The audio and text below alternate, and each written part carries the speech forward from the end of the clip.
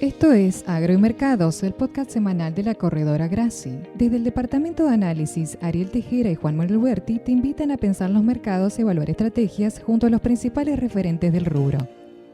Muy buenos días, nos volvemos a encontrar en un nuevo episodio de Agro y Mercados, episodio número 30 de la segunda temporada. Como siempre, quien te habla, Ariel Tejera, y me acompaña Juan Manuel Huerti. ¿Cómo estamos, Juan?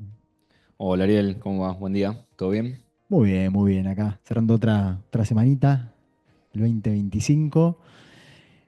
Una semanita que arrancó con un poco de volatilidad, con un feriado en Chicago, en Estados Unidos. Volatilidad, me refiero no a mercados financieros más que nada, que después tendió a estabilizarse hacia el resto de la semana y Una que, no semana sé, caliente desde lo político más que nada, sí, ¿no? sí, y creo De que medios. en el ámbito de granos estuvo relativamente tranquila, ¿no? De todas Sí. formas, vamos a Me parece que en, repasar. en- en granos no hizo mella, digamos, todo esto. No, no, la verdad que no. Y bueno, vamos a repasar algunos temitas de interés. Y bueno, y como siempre vamos a contar con un destacado invitado para charlar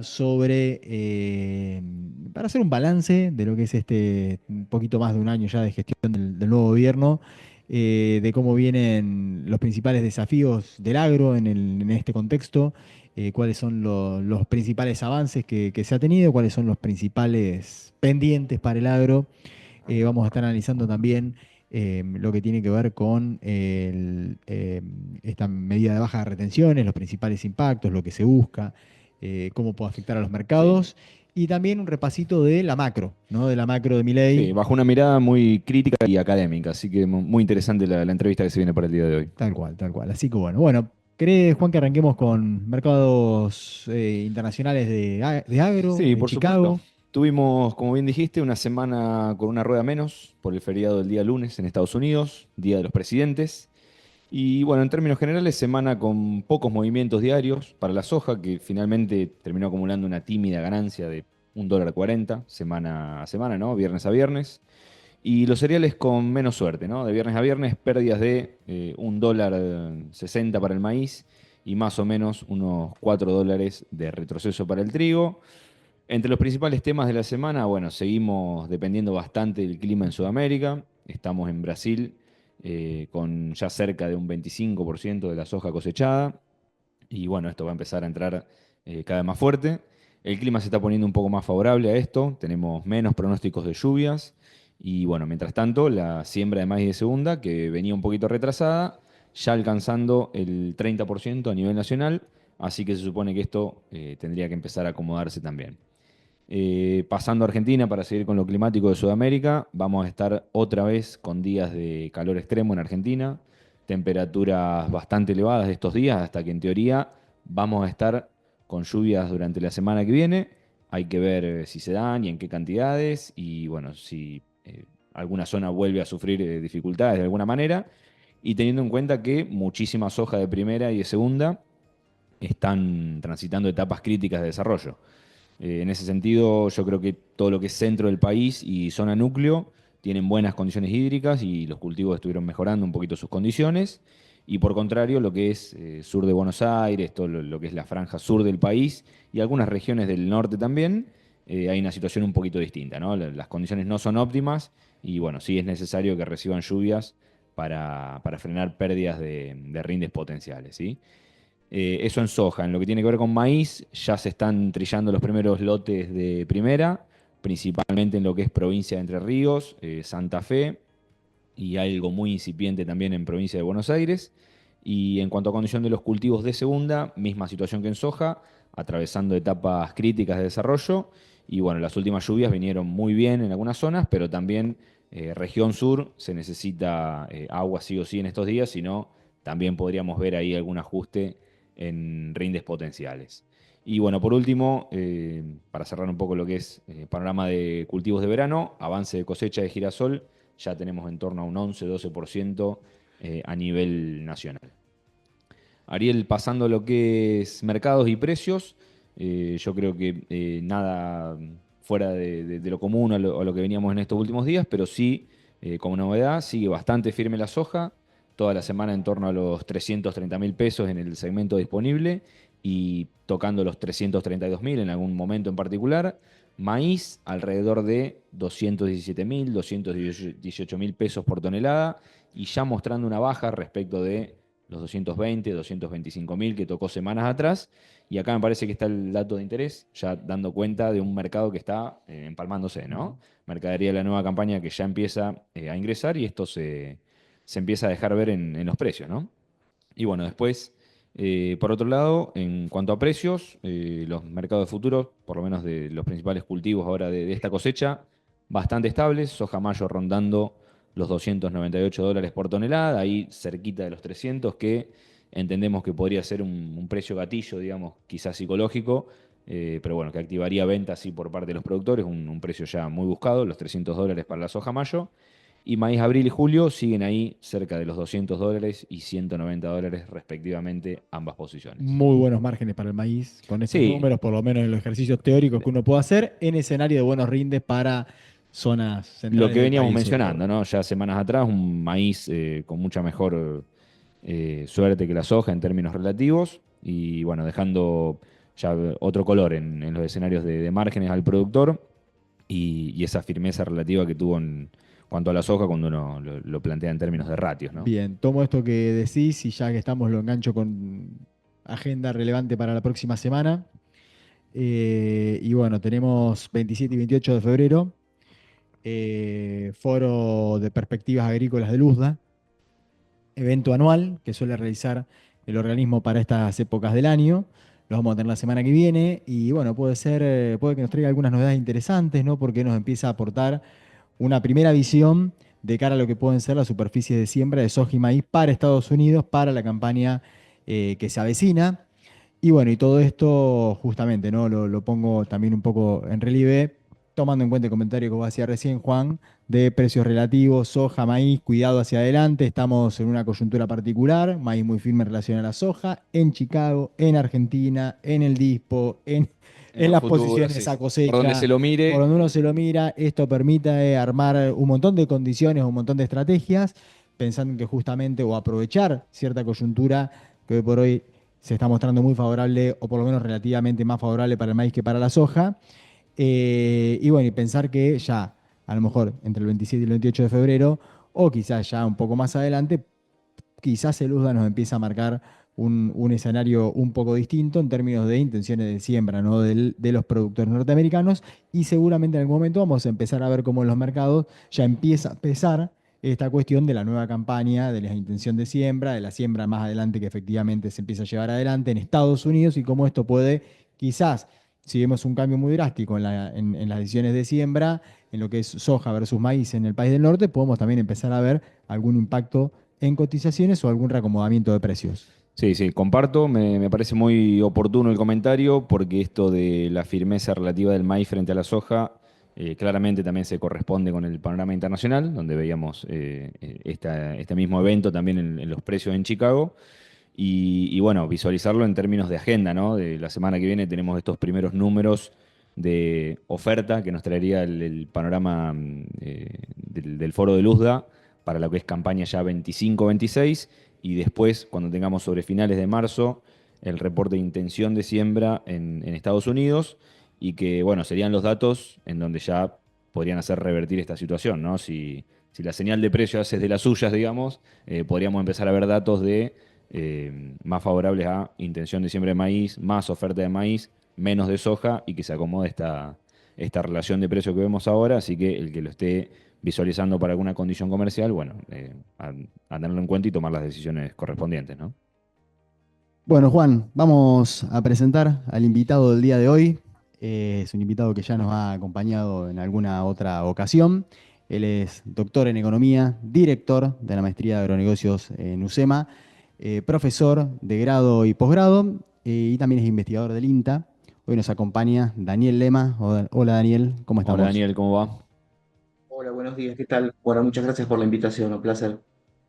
No, gracias a vos por acompañarnos nuevamente. Bueno, la verdad que es un momento muy oportuno, ¿no? Para analizar la coyuntura del sector con, bueno, después ya un poquito más de un año del cambio de gobierno, algunos avances en algunas cuestiones, algunas deudas en otras, y bueno, y también, ¿no?, la macro del país, ¿no?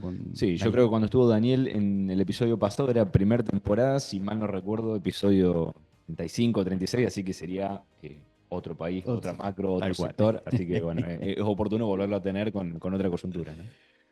Bueno, Daniel, si te parece, arrancamos por el agro. ¿Qué balance en términos generales hace hasta el momento de las distintas medidas que se han ido tomando por parte de todo lo que fue la gestión del nuevo gobierno en relación al rubro? Yo, por ejemplo, pienso, ¿no? Tema cupos de exportación, tema rebaja temporal, bueno, tema bastante candente ahora y reciente, el de la rebaja temporal de retenciones, algunas otras desregulaciones que ha habido y demás. ¿Qué análisis haces en términos generales de lo que viene siendo la gestión de gobierno para el agro? Bien. Claramente, lo que vimos en el último año fue un gobierno que comenzó a eliminar restricciones y todo tipo de distorsiones de carácter general. Es decir, la eliminación de restricciones a la exportación en términos cuantitativos, la eliminación de permisos, otros mecanismos que distorsionaban el comercio, la eliminación en algún punto a través de la política fiscal y monetaria de la brecha entre el tipo de cambio oficial y el tipo de cambio paralelo o MEP o cualquier tipo de cambio alternativo, que también impactó positivamente en los mercados. Ahora, son todas medidas de carácter general, digamos, ¿no? Que si bien han impactado en el sector en algunos aspectos, pero el objetivo creo que fue eliminar distorsiones generales.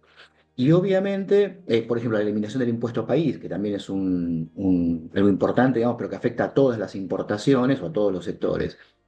Creo que en particular con el sector agropecuario, el punto clave es el tema retenciones, Ujú. que ha quedado en los mismos niveles. De hecho, recuerdan que en un primer momento, cuando se comenzó a discutir en el Congreso las modificaciones y la ley bases, en algún momento hubo un intento de suba marginal de retenciones, que después quedó en nada. Pero bueno, me parece que ese es el punto clave para el sector que ha quedado pendiente y, y creo que muestra una cuestión central que es el conservadurismo fiscal.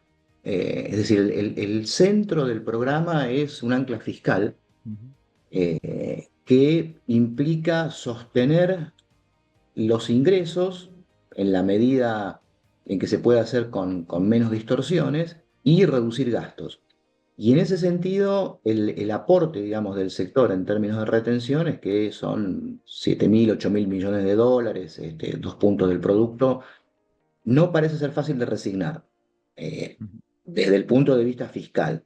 Entonces, esa me parece que es la clave, digamos, el centro de la política para el sector, que si bien ha tenido avances nuevamente en aspectos de regulatorios, tuvimos noticias en torno a los aspectos de comercialización de muchos productos de Senasa, se han el otro día desregulado el tema de comercialización de fertilizantes, etcétera, que son positivas, que impactan en el margen, en la productividad, pero digamos, el grueso de la cuestión fiscal que afecta al sector son 33 puntos de retenciones de soja, bueno, 12 de maíz, trigo, etcétera.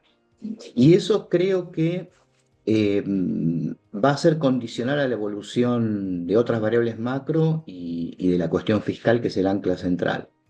Así que ahí hay un punto que potencialmente genera conflicto y como ustedes mencionaron, tuvimos ahora un anuncio de rebaja transitoria que fue producto de una coyuntura si querés, climática y política, ¿no? La cuestión política de reclamo venía creciendo, la cuestión climática aceleró un poco. Ahora, bueno, estas lluvias han cambiado un poquito el panorama, está un poco más optimista, pero me parece que el gobierno lo que trató de hacer con este anuncio de rebaja transitoria fue, por un lado, mandar una señal, un gesto, digamos, bueno, se entiende la situación. El hecho de que haya sido transitorio creo que también muestra la cuestión de conservadurismo fiscal, digamos. Encontraron un mecanismo para hacerlo sustentable desde el punto de vista fiscal, reconociendo el problema y reconociendo la distorsión que genera, pero no van a resignar recaudación, me parece, en ese sentido. Sí, sí. Nosotros, bueno, quizás analizando un poco la medida, ¿no? Genera un poco de ruido esto de que sea, ¿no? Hasta mitad de año, ¿no? Y este tipo de situaciones no sé, en algún punto puede generar algún tipo de, sumarle alguna distorsión más al mercado y demás, ¿no? Se abre ahora una ventana, pero bueno, por otra parte, estamos con esa cuota, ¿no? De incertidumbre de lo que puede llegar a pasar de mitad de año Sí, en y adelante. en línea a lo que Sí, dice Daniel, parece que indefectiblemente vamos a tener que esperar a ver cómo evoluciona el frente fiscal hasta junio sí o sí para ver si esto es Claro. transitorio o, bueno, o puede revertirse. Sí. sí. Mira, el ¿Encontrás tema, algún...? Sí. No, dale, dale, Ujú. dale. Sí, te decía el tema de transitorio permanente. Mira, mi colega Marcos Gallagher, que es el director del Departamento de Economía Agrícola en UCEMA y también profesor, escribió un artículo hace poco donde decía, bueno, es transitorio hasta fin de junio, no sabemos si se va a prorrogar o no. Yo tendría expectativas de que eso sea permanente, pero veamos a ver qué pasa. Pero lo que decía él, se anunció algo transitorio en diciembre de este año, ¿no? O enero por 6 meses. Si se hubiera anunciado a mediados del 24, ¿sí? Eso hubiera disparado inversiones o siembra adicional y el efecto hubiera sido mucho más positivo en términos de expansión potencial Sí. de producción. Ex ante, y acá hay un punto interesante que hablábamos con Marcos, que es, bueno, ex ante se hubiera disparado aumento de siembra de fina y gruesa, por ejemplo, si se hubiera anunciado, aún en forma transitoria, pero se hubiera anunciado antes. Ahora, dado la ocurrencia del evento climático, las pérdidas tal vez hubieran sido mayores. Con lo cual, en el sector el tema de incertidumbre es una cuestión importante, la incertidumbre climática, ¿no? El anuncio hubiera disparado mayores inversiones, tal vez en una eventual emergencia climática te dispara mayores pérdidas. Con lo cual, el efecto hubiera sido incierto. Pero en cualquier caso, lo de la transitoriedad no es una señal, digamos, en el sentido de generar efecto adicional, efecto de expansión, porque, digamos, cuando se tengan que tomar decisiones para la siembra de fina, digamos, en mayo, por ahí, decir, bueno, esto va a ser transitorio o permanente. Digamos, el año que viene, cuando coseche el trigo en enero, Sí, sí. cuál va a ser el monto de retenciones. Así que en ese sentido se pierde, digamos, lo que llamamos el efecto marginal extensivo, es decir, bueno, decisiones de incremento de superficie o intensificación también en la superficie cultivada. Así que ese es un costo de oportunidad importante. El aspecto, digamos, conservador que yo les digo es, bueno, más vale pájaro en mano que 100 volando. Mira, la superficie que se está sembrando y la producción que tenés hoy aproximadamente va a ser en más o en menos, dependiendo de la cuestión climática y el margen económico, no va a cambiar demasiado. Es lo que llamamos la inelasticidad de corto plazo de la oferta agropecuaria, digamos. Ujú. Entonces, bueno, eso te asegura un monto de recaudación y la reducción de impuestos. Sí, hay una promesa de que en el futuro la expansión puede ser importante y va a compensar, pero son promesas, digamos, y cualquier secretario de Hacienda quiere ver los números. Sí, sí, Así tal que ahí cual. yo este, creo que van a ser bastante conservadores. Eh, ya que hablabas del tema este, ¿no? De expansión de producción o bueno, la potencialidad que pueda haber y demás. No, muchas veces, bueno, se compara el fenómeno, ¿no? de Brasil con el caso argentino y toda la explosión productiva que está teniendo, ¿no? Que tuvo sobre todo en los últimos años, ¿no? Estamos ahora hablando de una campaña de 170 millones de toneladas de soja, más o menos, que la verdad que es una locura. Y bueno, y nosotros, ¿no? Que siempre es como que lo vemos, ¿no? Con cierto recelo, lo miramos, ¿no? Desde acá diciendo, uff. ¿Ves que hay alguna posibilidad o potencialidad de que con, no sé, políticas más apropiadas o algún tipo de cambio en el marco normativo tengamos o sea, se dé en Argentina o hay potencialidad para expandir de forma significativa la producción o es más marginal? Ya, bueno, primero lo que comentás de Brasil, sí, cuando mirás la producción de Brasil, solamente Mato Grosso do Sul, en los últimos 30 años, aumentó la producción en 40, 50 millones de toneladas de soja, es decir, una Argentina. Eh, entonces, eh, lo que implica, digamos, estar expuesto a precios internacionales y a políticas racionales, en términos de costo de oportunidad para Argentina ha sido enorme, digamos. Tenemos la producción de soja clavada en 55 millones de toneladas desde hace más de 10 años, 15 años. Claro, con niveles de retenciones del 30%, 35%, ha oscilado por ahí, es razonable, digamos, es un nivel de imposición sobre el valor bruto que es exorbitante. Posibilidades de expansión, definitivamente sí, en dos niveles, digamos. En un escenario hipotético, digamos, supongamos que se eliminan retenciones o se eliminan distorsiones impositivas y además comienzan a alinearse los precios internacionales de los insumos, digamos. Básicamente, hoy ya fertilizantes ha habido un cambio importante, digamos, todo lo que es insumos para la producción se están alineando bastante con los precios internacionales. Costo de capital, todavía el costo de capital sigue bastante por encima del nivel internacional, maquinaria, transporte, equipos de riego, etcétera. Pero supongamos una alineación con precios internacionales, tendríamos un efecto muy importante, lo que llamamos otra vez el margen extensivo, superficie que se incorporaría, que hoy probablemente se dedica o a producciones de menor retorno marginal, como ganadería extensiva, que podrían convertirse a agricultura, o que podrían transformarse de alguna agricultura con determinados cultivos de menor retorno a producciones de mayor retorno y más intensivas. Se estima aproximadamente que la agricultura podría extenderse en 6 a 7 millones de hectáreas, manteniendo los niveles de sostenibilidad, digamos, sin avanzar sobre zonas frágiles. Básicamente eso sería expansión en lo que es el Gran Chaco, NOA, NEA. 6-7 millones de hectáreas Cantidad. que da una cantidad importante, digamos, en términos de toneladas, 30, 40 millones de toneladas adicionales. Más lo que sería el margen intensivo, que es cuando vemos los rindes promedio, otra vez comparando con Brasil, se había hablado bastante de esto cuando se hablaba del tema de cambiar la ley de semillas. Soy un poco escéptico, digamos, del efecto de la genética, porque digamos, es cierto, Argentina tiene menor disponibilidad de materiales genéticos, sobre todo en autógamas, trigo, soja, pero según dicen los expertos en genética, con el material genético que tenemos, la base es muy similar a lo que tiene Brasil en soja, por ejemplo. Si bien hay más disponibilidad de variedades, pero el material genético está bien adaptado, se podrían obtener entre un 30, 40%, 45% de rendimientos con manejo más intensivo, con el mismo material genético. Por lo tanto, los diferenciales de rendimiento que tenemos con Brasil, Brasil tiene un rendimiento promedio más alto, se deben esencialmente a que no da la ecuación para intensificar el uso de insumos, esencialmente fertilización y otras prácticas agrícolas que podrían incrementar rendimientos. Es decir, ahí tenés un margen importante, 30-40% de aumento de producción por mejoras de manejo, tanto en soja como en trigo y en maíz. Así que ahí hay, tanto en el margen extensivo, suma 30-40 millones de toneladas más, unas 40 o 50 más, tenés para 100 millones de toneladas en un plazo mediano. De cuánto nos estamos perdiendo, ¿no, Juan?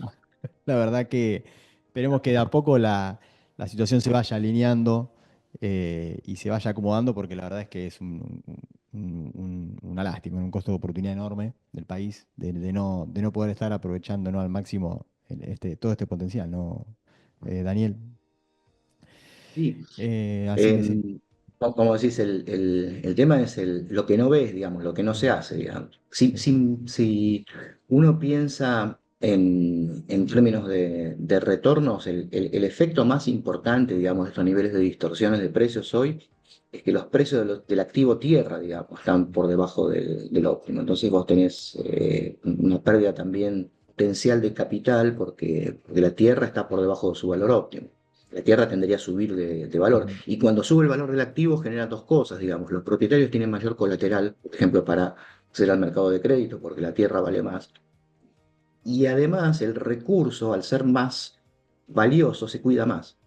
Contraintuitivamente, digamos. Lo que va a pasar es que aumentás la superficie y la fragilidad de recursos. No, cuidado, porque cuando la tierra aumenta de valor, porque vos alineás el precio con los precios internacionales, es un recurso más valioso y el cuidado del ambiente es mayor, porque el que tiene un activo valioso lo cuida más. Así que tendría también un efecto positivo desde lo ambiental. Sí, sí, otro punto también a considerar. Sí. Bueno, Daniel, ¿te parece que pasemos a hablar un poquito de la macro? ¿Qué balance estás haciendo hasta ahora de lo que viene siendo la gestión del nuevo gobierno, ¿no? En términos generales. Ya, como te decía antes, la clave, digamos, del programa es el ancla fiscal, que tiene un compromiso, más allá de la parte operativa, digamos, que la parte operativa, algunos cuestionan, digamos, el efecto, digamos, de reducción de gasto público, si es permanente o transitorio. En algunos rubros, claramente, digamos, de forma transitoria podés parar la obra pública durante un tiempo, en algún momento tenés que empezar a hacer inversiones. El tema es cómo reconfiguras eso para que los niveles de gasto no sean exorbitantes y no se disparen, pero claramente lo que hay es un compromiso, una percepción de que el nivel de gasto tiene que ser contenido, y eso es lo que genera un ancla en términos reales y en términos de expectativas. Digamos. Hay un compromiso fuerte de sostener una reducción del gasto, o por lo menos mantener los niveles de gastos contenidos. Y al mismo tiempo, lo que te decía antes, el conservadurismo desde el punto de vista impositivo, que es, hay un compromiso de reducir impuestos, pero ese compromiso es condicional a que sea sostenible la cuestión macro. Entonces, ahí me parece que genera expectativas positivas. Y después tenés el otro aspecto, que es el aspecto monetario y cambiario, que está coordinado con esta política fiscal. Tenés un ancla desde el punto de vista monetario, donde hay claramente un compromiso de no emisión, donde el Banco Central no está financiando con emisión el gasto, un manejo de deuda o de ordenamiento de deuda, si bien, digamos, depende de cómo uno observe esto. Tenés deuda del Tesoro que puede haber aumentado unos rubros porque se ha consolidado deuda que estaba en el Banco Central y ha pasado al Tesoro, pero está ordenando, digamos, el aspecto monetario y de deuda. Y la política cambiaria, este esquema de crawling peg, que va ahora al 1%, lo que está haciendo es generar una consistencia entre la reducción de inflación y la política monetaria y cambiaria. Yo no vería eso como un ancla, digamos, de tipo cambiario tradicional de fijar el tipo de cambio, sino que es un mecanismo de alineamiento de expectativas. Ujú. Eh, Creo que eso está funcionando bien en términos de lo que vemos de reducción de inflación y alineamiento de variables. Por supuesto que la situación de la cual se partió es una situación extremadamente frágil y endeble, con lo cual todas las políticas, digamos, son muy, ya te digo, conservadoras desde lo fiscal, y desde lo financiero y monetario transitan un desfiladero muy angosto, digamos, ¿no? Por eso también hay a veces algunas marchas y contramarchas. Vieron que hubo a mediados del año pasado un cambio de la política monetaria en términos de alinear lo que es oferta y demanda de dinero, cuando se anunció que el Banco Central, en la medida en que incorporaba dólares por ingreso de divisas por exportaciones, no necesariamente acumulaba reserva, sino que operaba en el mercado vendiendo para mantener la brecha, digamos, con el tipo de cambio paralelo o los mercados electrónicos, porque, digamos, cuando uno, el Banco Central, dado que los exportadores están obligados a vender las divisas, se las compra con pesos, entonces alargando pesos al mercado. Ahora, esos pesos no necesariamente tienen una demanda real. Y un indicador de eso es la brecha. Entonces lo que hace el Banco Central es alinear con la demanda. Obviamente eso implica una menor acumulación de reservas por el Banco Central, pero también implica que está manejando la oferta de dinero en función de lo que tiene como demanda real. Que digamos, un exportador liquidó los dólares, ¿sí? Se los dio al Banco Central, el Banco Central le dio pesos, se dio vuelta y compró dólares, entonces te aumenta la brecha. Ya. ¿Sí? Entonces, ¿qué es lo que hace? Bueno, vende los dólares al Banco Central, pues está obligado a hacerlo, ¿sí? Y si se da vuelta y va a buscar los dólares, el Banco Central se los vende y ya opera en el mercado para bajar la brecha. Entonces está alineando oferta y demanda de pesos, digamos. El problema es que el Banco Central tiene una situación de stock muy complicada, donde su patrimonio neto sigue siendo negativo, lo que hace que se limite la posibilidad de salir de un control de cambios y un control de comercio. Sí, sí, es una situación bastante delicada, ¿no? Pareciera ser como que, bueno, de a poco se intenta ir acomodando, pero sí, como decías, bueno, venimos de venimos con un saldo bastante complejo, ¿no? Y ya que, bueno, tocabas todo este tema cambiario, bueno, sí, ¿no? Ahí habría como un punto no débil en lo que tiene que ver con la acumulación de reservas.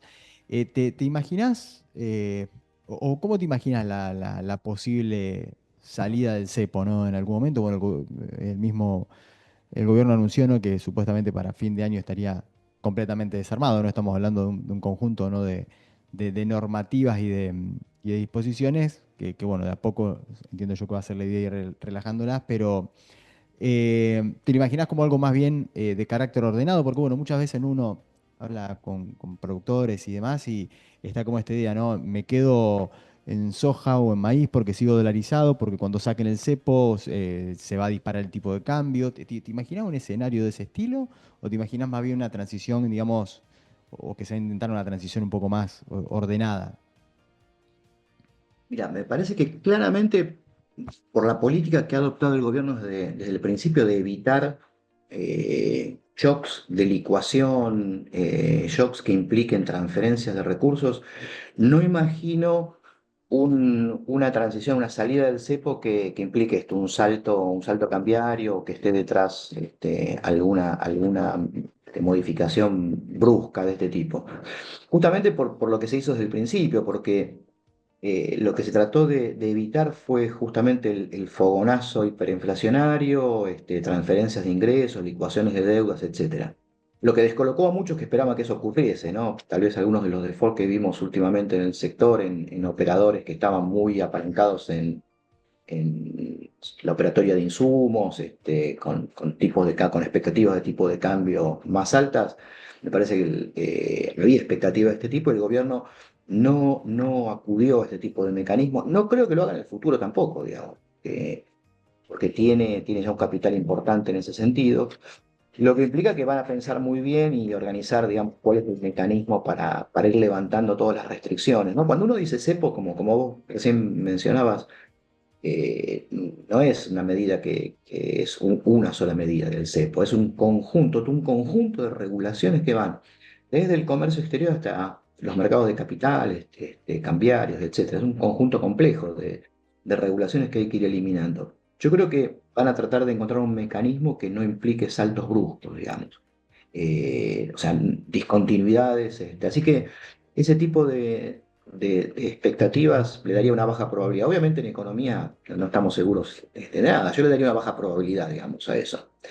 Y si uno mira, si querés, la contrapartida de esto, que es un poco la evolución del comercio, eh, no sé, las proyecciones de balance comercial del Banco Central al 2030, lo que están mostrando ahí y lo que uno observa, digamos, en los diferentes sectores es que hay en los próximos 4 o 5 años un boom muy importante de exportaciones del sector minería y combustibles. Minería pasa de 6.000 millones el 23-24 a unos 15.000 millones en el 29-30, o sea que un aumento del 200%. Petróleo, gas, combustibles pasa a unos 30.000 millones, digamos, unos 25.000 millones de aumento, digamos, de 10.000 a 35.000, así que 250% de aumento. Curiosamente, cuando uno mira las proyecciones que tiene el Banco Central sobre el sector primario, granos y carnes, apenas aumentan el 5 o 8% la previsión de exportación. Son extremadamente conservadores con el sector. Ujú. Así que ahí también me parece que hay una visión del gobierno de que el sector agropecuario es un sector que hoy aporta 60-70% de las divisas y los sectores que en el margen van a aportar, digamos, en los próximos 4 o 5 años, un equivalente al campo son minería y petróleo. O sea, van a estar en 35.000, 40.000 millones de dólares en el 2030 y van a ser prácticamente iguales que el sector agropecuario. El sector agropecuario lo ven como constante. Yo no creo, como te decía antes, no creo que eso ocurra, digamos, creo que el sector tiene una posibilidad de expansión. Pero fíjate que son extremadamente conservadores de decir, mira, el sector es esto, digamos, 35, 40.000 millones, de eso obtengo una renta fiscal y eso es una constante. Y los que en el margen van a expandir son otros sectores. Y ahí me parece que eso va a generar un efecto muy importante en el tipo de cambio real de Argentina. O sea, un fenómeno en el cual el sector agropecuario va a perder relevancia, Ujú. que es un fenómeno típico de un proceso de desarrollo, digamos. El sector agropecuario hoy en Argentina será entre el 8%, 7% del PBI, puede pasar a ser el 3, 2%, un proceso típico de desarrollo, pierde relevancia en términos relativos, otros sectores expanden, minería, petróleo, gas, servicios, toda la parte de no transables, y eso va a ser una excelente noticia para el sector, me parece, porque va a dejar de ser relevante y va a dejar de ser la fuente de recursos de donde todo el mundo pone el ojo a ver qué es lo que pasa con la cosecha y Huevo cuántos de oro. dólares. Exactamente. Y me parece que eso es lo que va a permitir la expansión del sector, que sea menos Bueno, relevante en términos relativos, curiosamente, bueno, digamos, muy, ¿no? muy O bueno este último contraintuitivamente. punto, la verdad. Bueno, Daniel, una última, después del muy buen análisis que nos compartiste de toda la parte agro y la macro local, levantando un poco la vista y pasando al plano internacional, una breve. Ganó Trump, bueno, ¿qué análisis haces de posibles impactos para mercados emergentes? Bueno, pensando en toda esta política comercial que está intentando implementar, más de corte proteccionista y todo lo que puede traer en términos de presiones inflacionarias para Estados Unidos y cómo puede darse la política monetaria en ese contexto.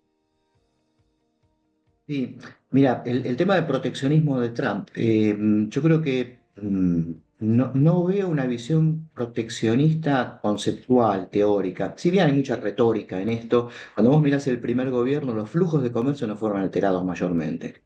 Ahora sí me parece que en este segundo mandato lo que se ve es que el proteccionismo es un proteccionismo puntual con objetivos geopolíticos. Digamos, donde hay un problema político, apela al proteccionismo como palanca de negociación.